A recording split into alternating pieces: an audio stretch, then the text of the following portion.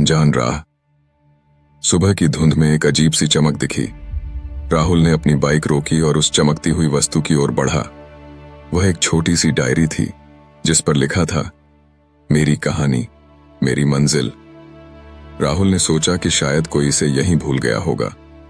उसने डायरी उठाई और पहला पन्ना खोला। उसमें लिखा था, अगर आप यह डायरी पढ़ रहे हैं तो यह कोई संयोग नहीं है। मैं जानता था कि आप इसे ढूंढेंगे।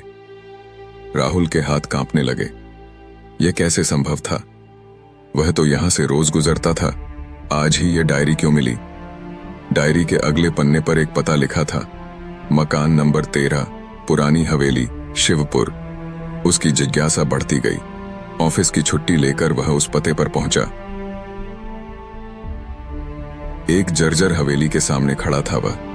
दरवाजे पर एक बूढ़ी औरत मिली। बेटा, मैं तुम्हारा इंतजार कर रही थी, बूढ़ी औरत ने कहा। राहुल हैरान था। आप मुझे कैसे जानती हैं? तुम्हारे पिता ने कहा था कि एक दिन तुम जरूर आओगे। राहुल के पिता, जो 20 साल पहले लापता हो गए थे। बूढ़ी औरत ने एक पुराना लिफाफा उसे दिया। तुम्हारे पिता ने कहा था कि जब तुम डायरी लेकर आओगे तो यह तुम्हें दे दूं।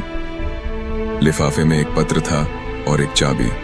पत्र में लिखा था, बेटा राहुल, मैं जानता हूं कि मेरा अचानक चले जाना तुम्हारे लिए बहुत कठिन रहा, लेकिन मैं मजबूर था।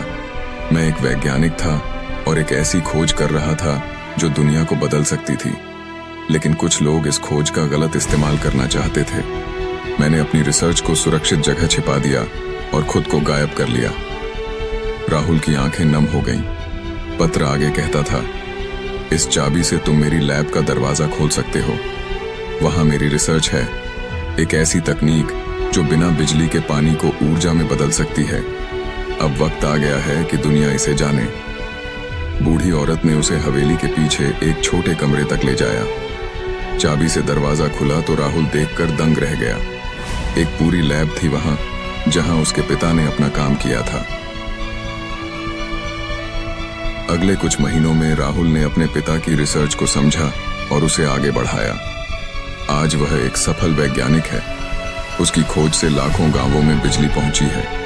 और हां, उसके पिता, वे अब भी जीवित हैं। जब उन्होंने अखबार में राहुल की सफलता की खबर पढ़ी तो वे वापस आ गए। आज वे दोनों मिलकर काम करते हैं। एक छोटी सी डायरी ने राहुल की जिंदगी बदल दी। उसने सिखाया कि कभी कभी जिंदगी के सबसे बड़े रहस्य हमारे बिल्कुल करीब होते हैं, बस उन्हें खोजने की हिम्मत चाहिए। कहानी का अंत होते होते राहुल अक्सर सोचता है, क्या वाकई वह डायरी वहां संयोग से पड़ी थी, या फिर यह सब पहले से तय था?